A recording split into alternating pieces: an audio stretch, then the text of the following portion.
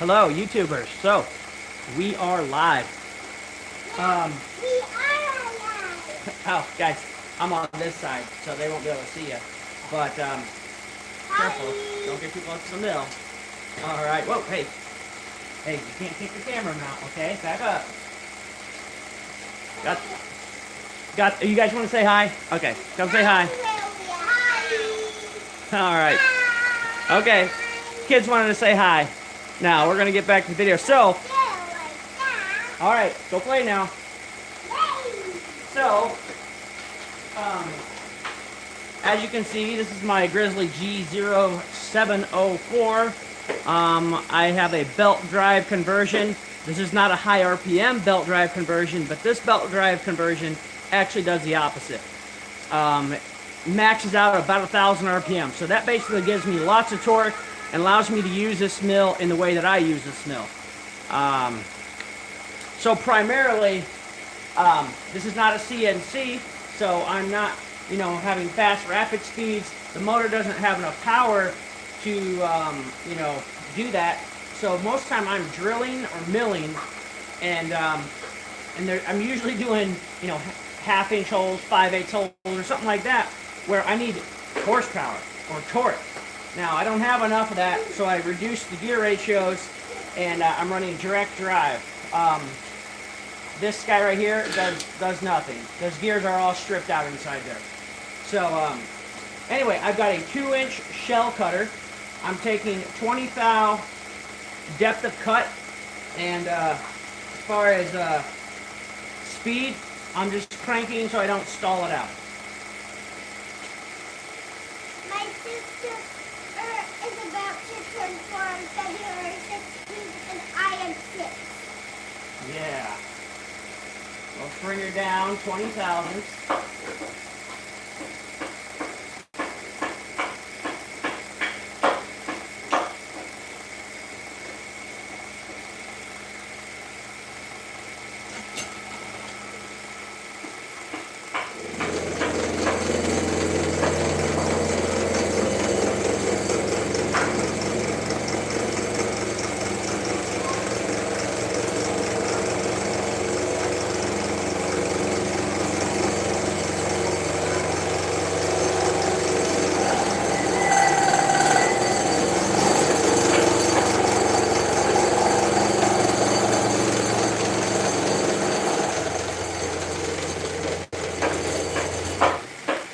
Still have the factory electronics and the factory motor. The 206 and the 226.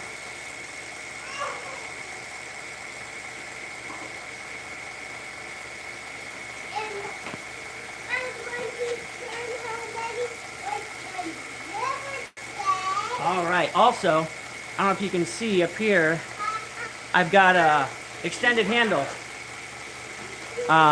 Which is extremely helpful. One of the things that's kind of a pain in the butt is these gibs, they're not linear rails, they are gibs. And in order for this machine to be rigid enough to do what I'm doing, you have to have them kind of tight. So it's kind of a pain to be cranking. And then you have the weight of the head. There's no counterbalance. So cranking it up and down can be a real chore.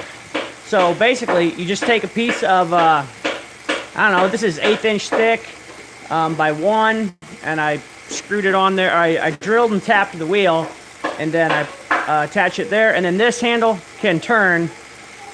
I turn this handle on the lathe, and I have a shoulder on it. So, and then I have a bolt and washer on the other side. So it turns. So it's really nice. I really like that upgrade. If that's not something that you've done, you should definitely consider doing that. Also, I'm running a DRO. I got that off Amazon. Kind of see what it is. It's eye gauging. Basically, you get on Amazon, go to eye gauging. They've got tons of stuff. They have one that has stainless steel, like high precision. I did not get that one. But for what I do, this is definitely good enough. So I don't remember if I've already gone down or not. So let's start.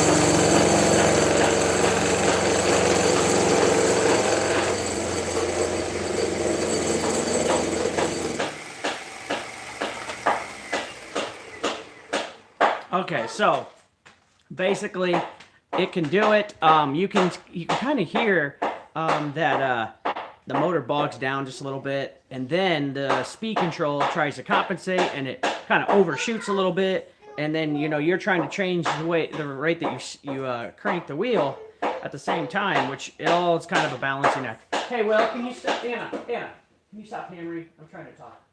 Okay. And anyways, and this isn't like the most rigid machine. A 2-inch shell cutter is definitely the biggest you're probably going to be able to ever go with. You can hear the vibration. I tried to mitigate that a little bit with clamping all these pieces. Also, I just got a splinter. I do have a fairly small vise. I think I only have, what is that? I forget. I think it's a 3-inch vise. So I don't have a large vise. That's also another reason. But honestly, a larger vise wouldn't do a whole lot other than to add more weight and maybe dampen the vibration.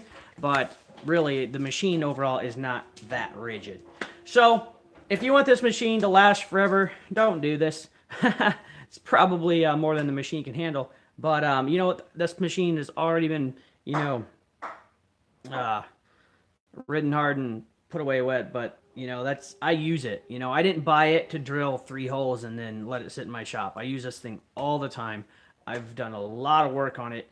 Yeah, it hasn't held up the best, but you know what? I've gotten my money out of it. So if you're considering a G0704, still a good mill.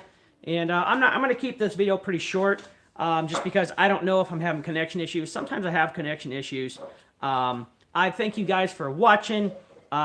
This may be my new format, just because I'm just, updating people on the mill. I made videos before on the mill, and just in case people are wondering how it's holding up after all this time. I don't know how long it's been.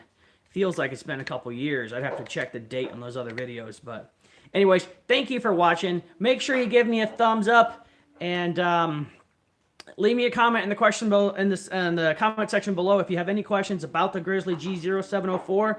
I've had it for a while. I've ran it for a while, and I can definitely probably answer some of your questions if you're considering buying it. So thanks again. I will see you guys later.